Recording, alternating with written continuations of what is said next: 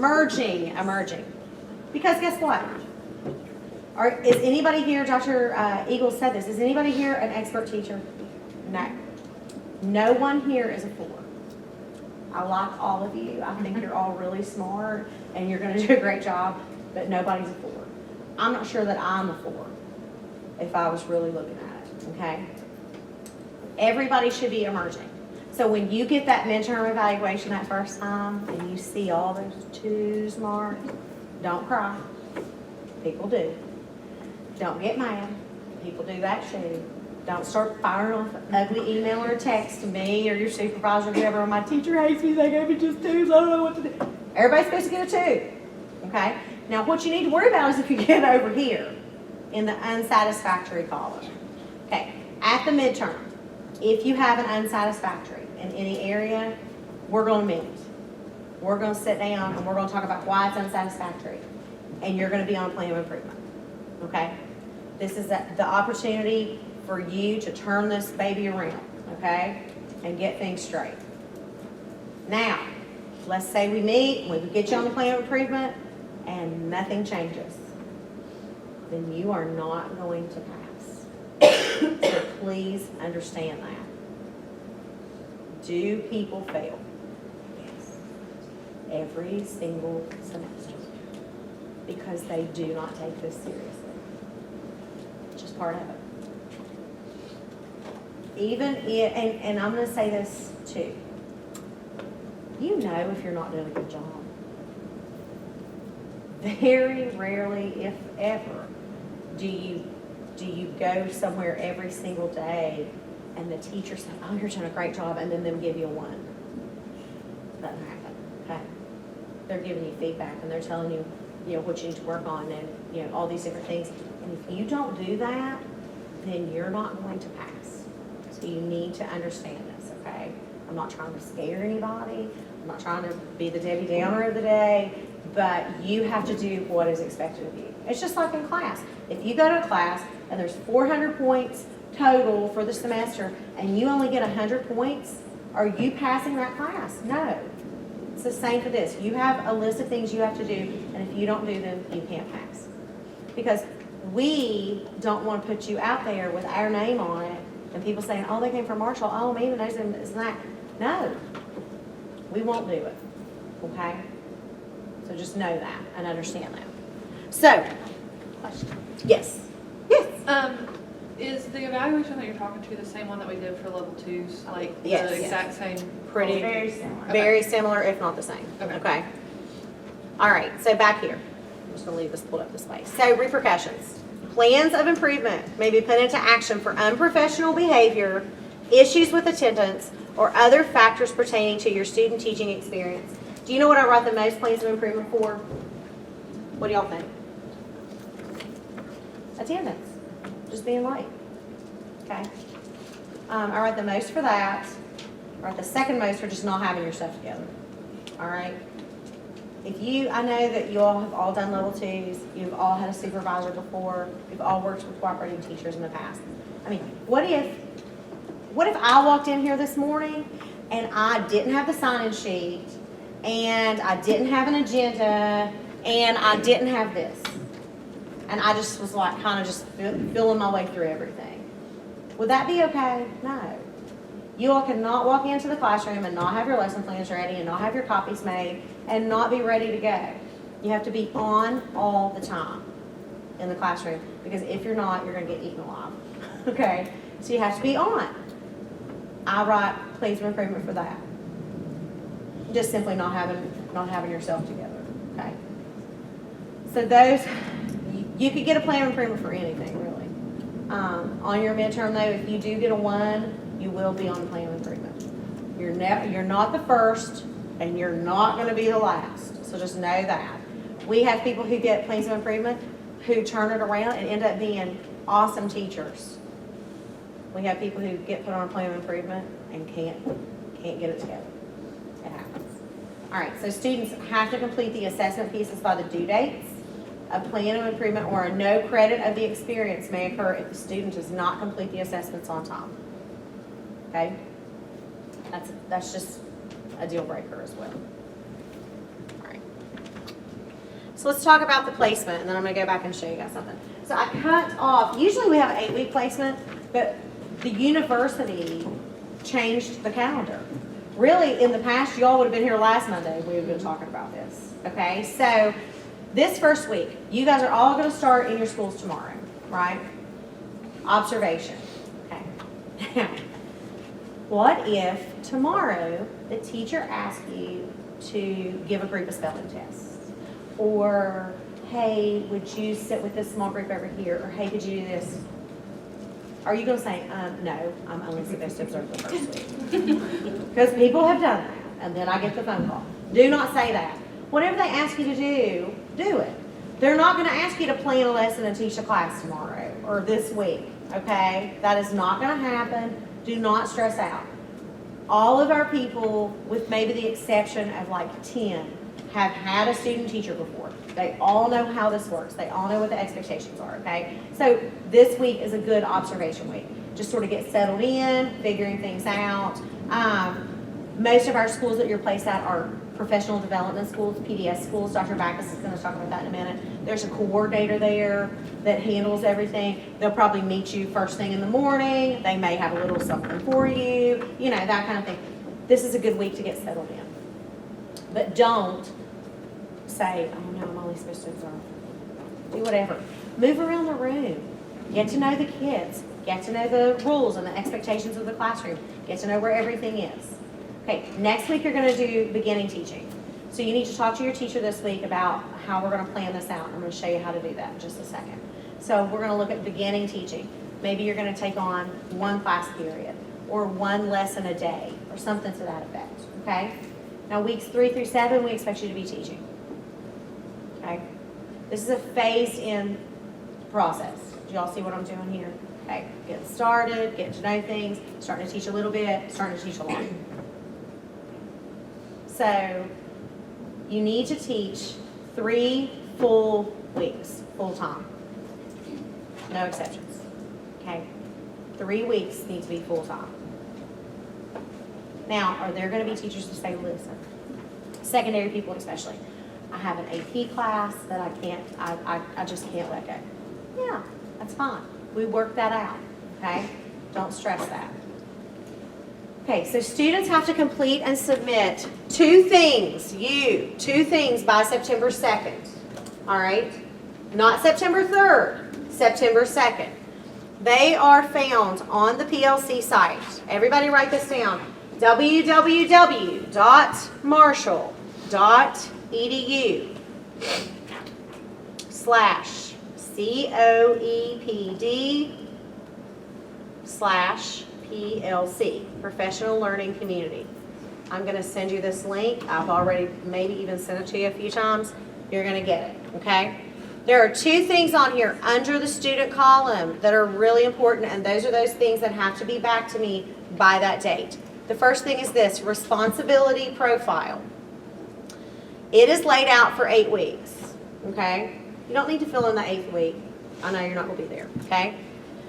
Teaching responsibilities and activities. I don't like reading to people, but I need to read this. This is designed to help the supervising teacher and the teacher candidate plan the transition that the candidate will make from the beginning of the placement through the end of the placement. It is to be completed cooperatively during the first week of the placement and submitted to the university supervisor. The process may be slowed or accelerated depending upon candidate ability and confidence. All right, so let's say we go in and I go into my teacher and we start talking about this tomorrow during planning, and we write down week 1, I'm going to observe. Week 2, I'm going to start teaching all of the grammar and spelling. Week 3, 4, 5, and week 3, I'm going to take on all of the reading. Week 4, 5, 6, I'm going to teach full time. Week 7, I'm going to start phasing myself out. Works, right? Okay. So that's a good plan. We talked about it. It's a good plan. I write it down. But what if I start teaching that first week and I'm just really not confident and I don't do a good job? Is the teacher going to feel comfortable turning all the reading over to me the next week? No. And so that can be changed. It can be adjusted. This helps you to have a plan, though, and it helps the teacher to understand that there needs to be a plan. Because in the past, we have had a few situations where Teachers don't like to give up control. Y'all know that, right? You've been in those rooms, okay? Teachers don't like to give things up. And this shows them that they're going to need to do that. All right? And then if there's a question as it progresses where they really still don't want to give up anything, then we can talk about it, okay? But this just keeps everybody on the same page and gives everybody a plan, all right? So that's responsibility profile. So the next thing is the teacher candidate contract, all right? So it has your expectations, it has the cooperating teacher's expectations, and it has the university supervisor's expectations on there. So there are 3 sections of it.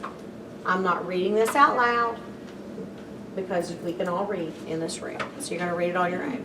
It basically goes over every single thing we just talked about. You have to also, I will go back in a minute and show you the professional code of conduct, which is another whole set of things that we've already talked about. But you have to show that you read and understand them in case something comes up. So you're going to read this. Your cooperating teacher is going to read this, and your university supervisor is going to read this. You're going to sign it. The teacher's going to sign it. The university supervisor is going to sign it. Then you are going to scan it, or you're going to take a picture of it, and you're going to email it to me. Oh, but Ms. Priest, I'm going to be on campus. I'll just drop it off to your office. Nope. I'll lose it. I won't lose it, but I don't want a bunch of papers on my desk, okay? I'm paperless. I'm trying to be paperless. So I want digital copies of this. I want digital copy of the responsibility profile. Now, what if your university supervisor doesn't make it out this week to meet with everyone and they haven't signed it yet, but you and your teacher have signed it? That's fine. Go ahead and send it to me. Okay? I always have that question come up. Go ahead and send it to me. Now, this is the professional code of conduct that you have to initial that you have understood and read. These are all the things that we've talked about: following school rules and expectations, keeping an open mind. Okay, look at this right here. That's, that one thing. Do not have your cell phone out in class. Just don't. If you notice, my phone's laid right here. Have I opened it one time? Have I looked at it? No. Guess what? It just vibrated. I'm just going to text. It came through on my watch. I'm not looking at it. Because right now is not the time. It is professional courtesy. Okay? And I'll just say this. I haven't looked out and seen anybody on their phone. So I really appreciate that. So understand that. Do some teachers use different apps for different things, like Dojo? Sure. Okay, can I have, Ms. Priest, but can I have my, yes. I'm just saying, don't be texting or scrolling Facebook or talking to your mom on the phone in the class, okay? And teachers sometimes don't want to tell on you, but most of the time, they will let me know. So if you get that Friday weekly update and it says, reminder, you are not to have your phone out, that means I've gotten more than one complaint that week.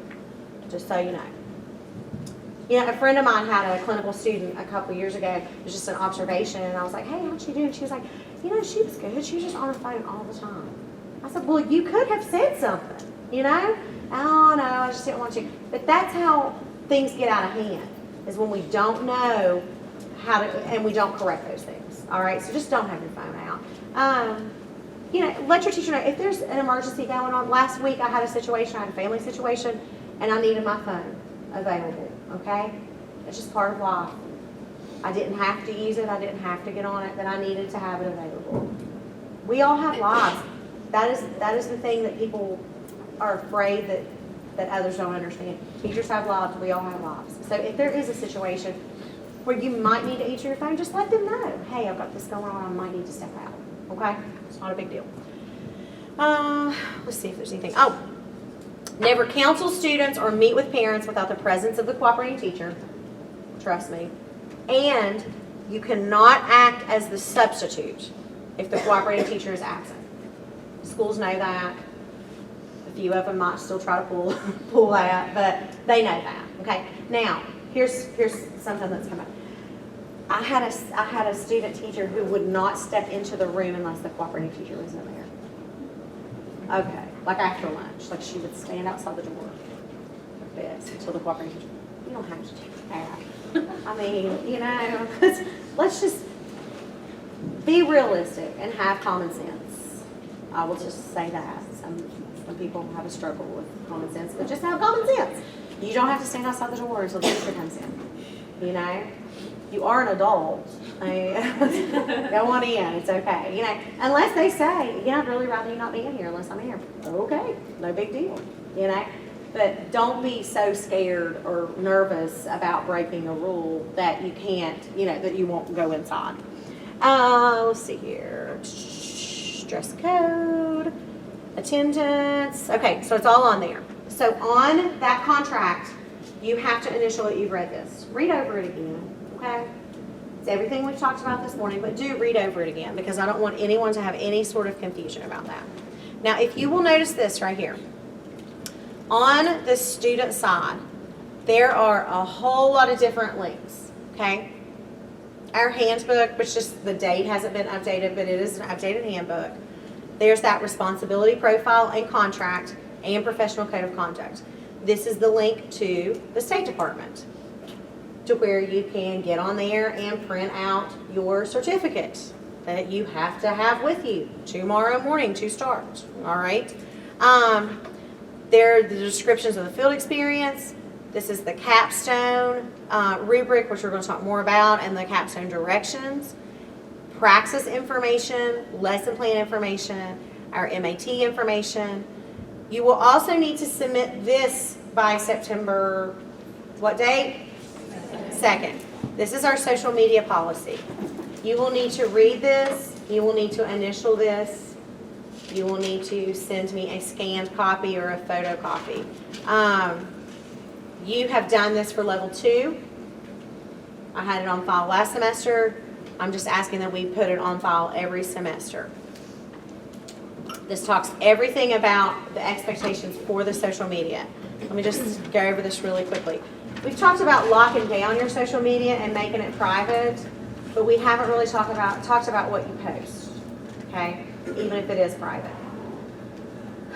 Do not get on Facebook and say, my student teaching at, and here's the thing, okay, I'm from Wayne, and Wayne Elementary was my school, and that's my husband's school, so I use it as my example, all right? So, my student teaching at Wayne Elementary is going great, except I hate being placed with such and such. They are the worst teacher ever. Don't do that. Everything was great today, except, of course, somebody had to throw up in the middle of the room. What if that's, I'm their mom, and I read that, and I'm like, God, sorry, my kid threw up, they couldn't help it, you know? That's bad. Don't post things like that. Don't make derogatory posts, even if you don't think it's derogatory, just don't. You know, if you want to post at the end of this placement, I loved being at Wayne Elementary. I loved the teachers. The principal's really cute. You know, if you want to post that, that's great. That's awesome because it's all positive. Okay. Do not post though, and it be negative.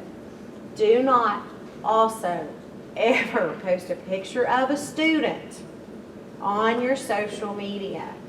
Can you post a picture of the back of kids' heads doing an activity at some point? Whatever. Sure. Everything has to be blurred out though. Personal experience. I mean, like I took my class for a class picture. I've been teaching for 10 years. I take my class to the class picture in the library, and we all go in there, and everybody smiles, and everything's good. And I go back to the room, and I'm like, oh my God, they were not supposed to have their picture taken. One of the kids that was in it. It hit me after, thank goodness it hit me after he came back. And I'm like, okay. So then I'm like, I go to Title I and I say, hey, I need you to pull so-and-so for just a minute and do an activity and keep her busy. I forgot she can't be in the picture. Okay. And then I have to go back, hey, we have to take our picture again. And then I have to tell the kids, okay, sorry, the camera messed up. We have to go take our picture. You know, I have to get this whole thing. It turned into a whole thing for me. Also, foster kids cannot be photographed. Okay, so you just have to be so careful. Do not post pictures. One time we had a student who was in a classroom and they were playing on like with Snapchat filters, which kids love. And I mean, and listen, there are kids who have Snapchats who are 6 years old and shouldn't, but they do. And they were playing on filters. Well, she was posting the pictures on her story. And then somebody brought it to somebody's attention, and then it's a whole thing, okay? So just be really careful and considerate. Let's see here. I understand that choosing an alternative name on social media or making my profile private does not protect me as a teacher candidate. Listen.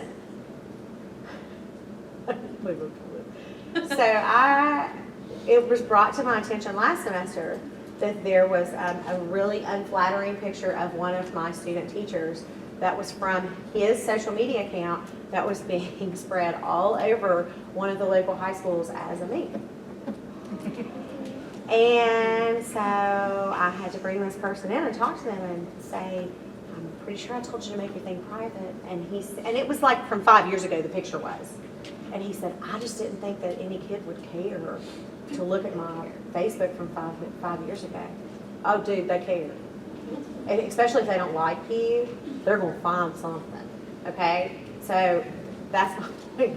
If you've got a picture that you would never want anybody to see, delete it and then make it private. I mean, I cannot stress this enough. Take care of your business because that is going to come up. It just is. Let's see here. If there's anything else. Can we also talk about when you come into the capstone, not to say anything negative about About the the experience. experience, because you might be speaking to someone who is the principal at the school. Oh, yeah.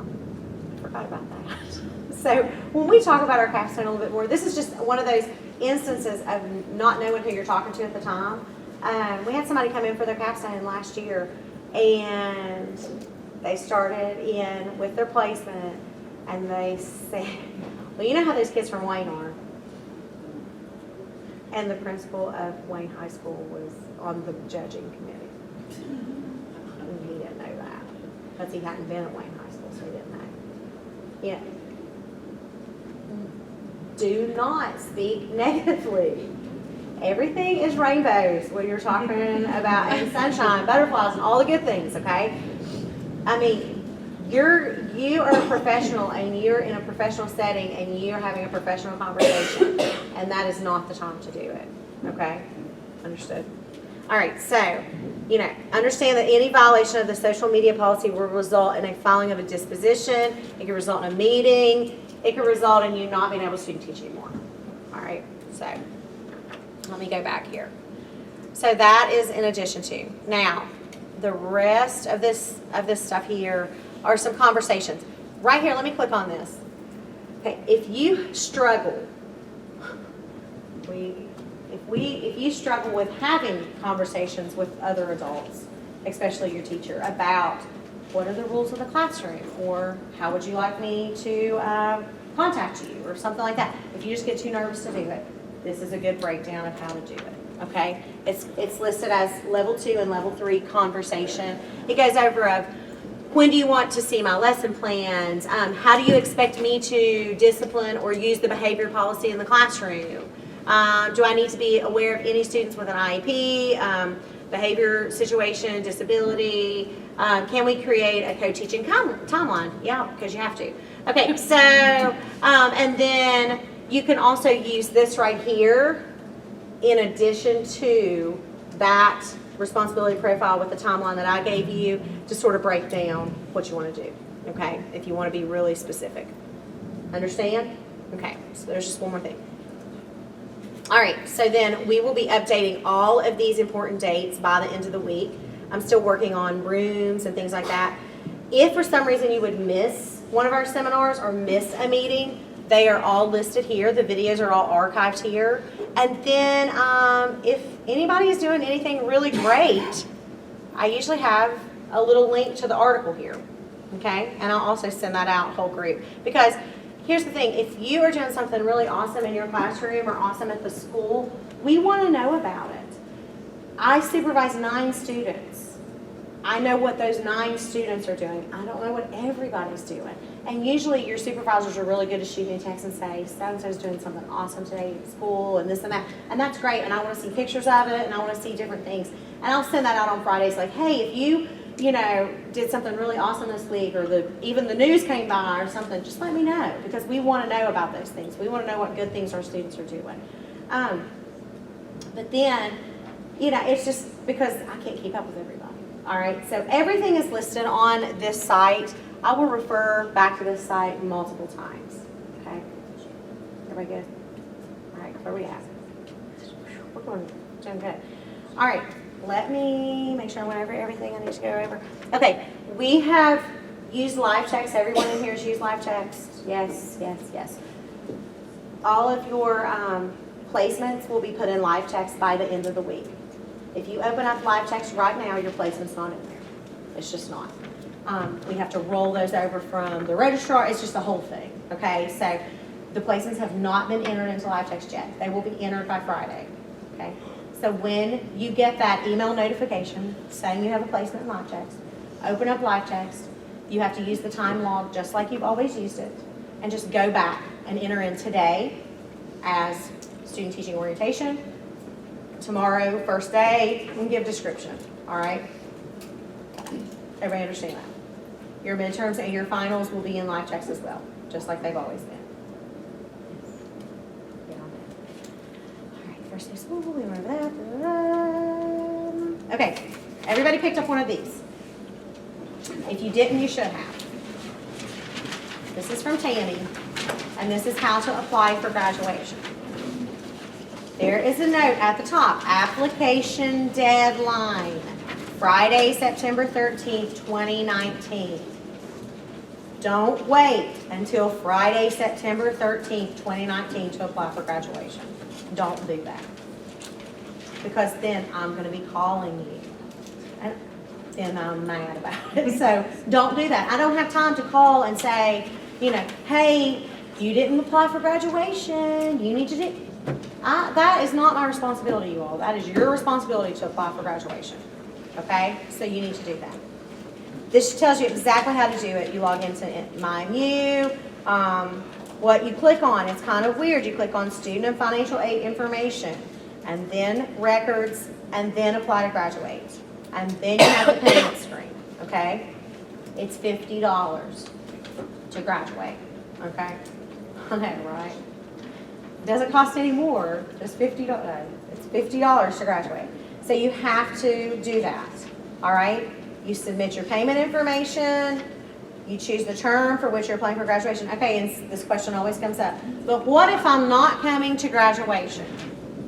You still have to pay $50 to graduate, okay? Even if you're not coming, you still have to pay it. And then you'll click your major, make sure everything is correct. The date, verify the name to be printed on your diploma. I would suggest you doing this on a laptop, don't just, because I do stuff on my phone and I think it's right and then it's not. So be very careful, check everything. And then submit your request. Got it? Okay. Tammy will probably start pulling this the week before. And she'll come to me and say, this one, has it applied. And then I'll send out the friendly reminder, which is really, I'm talking it like that because I'm mad at you because you haven't done it. Okay? So make sure you apply.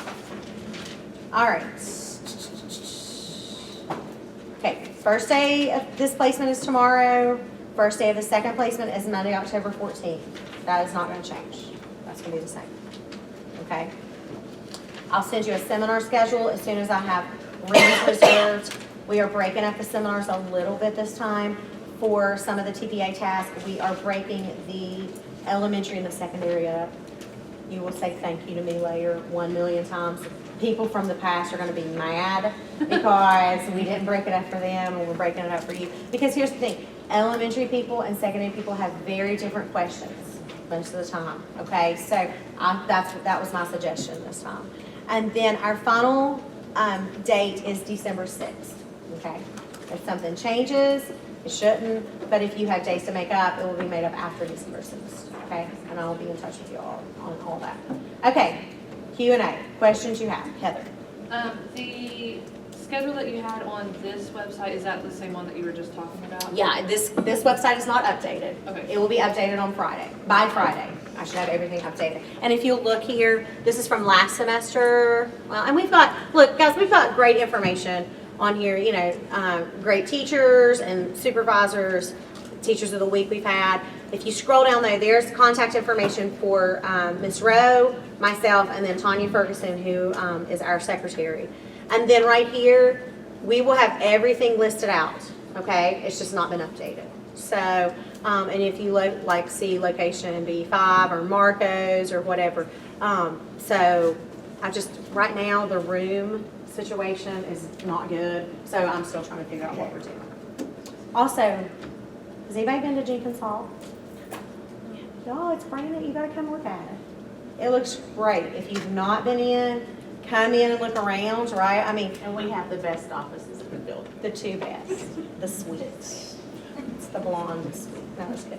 Anyway, we need to come up with a really cool name for it. It is great though. I mean, we have like 5 windows between us, big windows. We're pretty excited. But that, you know, look for the signage. We're on the 2nd floor. We're moved back upstairs. It's not the basement anymore. Did y'all know that? We're a fancy lower level one. Yeah. So just come and look around and use our resources. When is the LRC opening back up? I'm not sure. No idea. No idea. Okay. So don't count on the LRC right now. But when it's open, it's going to be great. So you can use it again. But we just have a lot of really cool things, really cool resources. Nathaniel is going to talk to you guys in a minute. He's got some really cool stuff, you know, that you're going to be able to do. But I'll just say this. You know, you've been with us for 4 years or more, some of you. Use the people you've met, you know, as a resource. If you have a question about, you know, I have my students will text me and say, I really am having some classroom management issues. What do you think I should do about A, B, or C? And I've got advice because I taught for a long time. And it was kind of my thing, and I was good at classroom management. So ask me, you know, if you have a science question in elementary, who are you going to ask? Dr. Cartwright, right? Or ask Dr. Allinger how she would teach something, or Dr. Backus. You know, use your folks. Use these people that you've surrounded yourself with because they are happy to help you no matter what. So don't ever become overwhelmed by that. Any other questions? Yes. I have 2 questions. Okay. Actually, the first one, if we are a 9 through 12 certification, we stay in one placement the whole time. You will likely stay at one placement the whole time.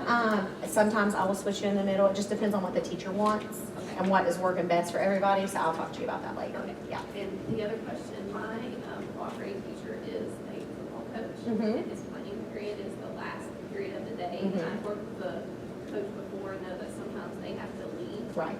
What would I do during that? Do I need to? Have a good planning or, you know, something like Would, that. I mean, would I be able to stay in the classroom? Sure. by myself? Yes, totally. Yeah. Anybody else? Yes. So I'm in Kanawha County. Uh-huh. On Thursday, we went and did the Kanawha County Student Sure. Teaching Orientation. Mm-hmm. They made us a name tag that says Kanawha County Yes. Student Teacher. Yes. Do you want us to wear the Marshall emblem on it or the Kanawha County? I would wear the Kanawha County one, but just have the Marshall one with me. Maybe, you know how you can get like a plastic sleeve to put all that in, just have them both in there. That's a good question. I forgot that they did that, yeah. Anybody else? Yes. I just wanted to, I have a teacher who does 2 grades, Uh-huh. so I would teach both grades. Yes. Like I'd have to have a unit that went for both. Yes, Okay. yeah. Well, no. Okay, that's a good question. So, when you said unit, it sort of triggers. Well, something. he's doing mythology, but their 10th graders are focusing on something different than the 11th graders. Okay. But overall, it's the same thing. Okay. He said he would help me try the umbrella. Yeah, and you can do that. Here's what's gonna happen though, when you write your TPA, okay? You're gonna have one focus class, and this is really important for our secondary people. So let's say, like you said, you're gonna teach 10th and 11th grade, and it's a mythology unit. You're gonna just pick, let's say your 3rd period is your 10th graders, that's your focus class. Or whatever, whatever class you pick. You will pick one group, and that will be your focus class, my secondary people, okay? And related arts people. Yes. Should that be our best class or like our main class? That's a good question. Dr. Lucas will talk more about this with you. I think it needs to be a diverse class. You're going to have focused students out of that class. You might pick someone who has an IEP for being gifted and someone who has an IEP for learning disability, or a behavioral issue. Remember though, and she'll talk more too, you have to film that class. You have to film yourself teaching. So this should be a class where you think you're gonna get permission slips back for filming, and you're not gonna have anybody lick the camera. That's happened. Or a few things like that. So just, I think talking to your teacher is the best way to do that. I need to pick one of these classes to be my focus class. I need to be able to get pretty good diverse data. I need to be able to show growth between beginning and end, and I have to film them. What class would you suggest? It's usually a good way to handle that. Anybody else? This one's probably really stupid, but I know that student teaching counts as credits, and credits go towards our GPA, but we're not getting a grade for it. So does it affect GPA at all? No. Okay. Your GPA, if you're not taking any classes right now, whatever it is, it is. Okay. Okay. Does that help? Anybody else? No? No? Okay. Tim has had a schedule. Okay, let's take literally like 5 minutes to, if you need to run the restroom, or just step out for a minute, and we are gonna come straight back and get started, okay? Thank you all for being so cooperative this morning.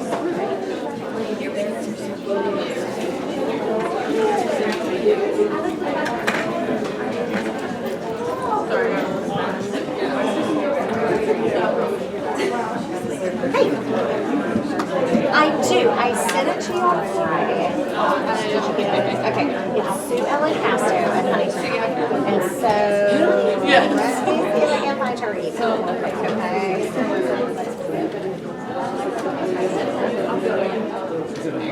It is, I believe so.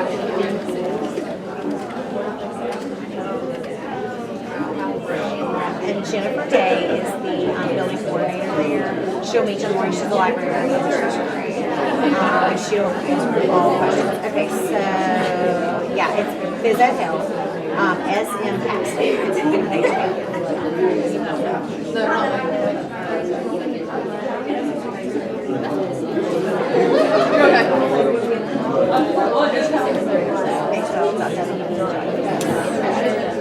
Yeah, I was out on Friday morning when you came in, and when I came back, I was like, I can send this, right? And they're like, yeah, and I thought for sure I sent it. It would be crazy, so thank you, Sue Ellen Castro, Miss Castro, yes. All right, next. You good? I'm good. You're here first. Okay. I gotta read this while you're talking.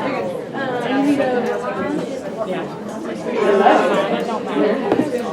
That's what you're teaching. But Kelly knows how to do this because it's on social media. Do some observations. It's all good. And she got very for a while. Honestly, she was having a days before you know it, like a surprise wedding. How cool is that? You know?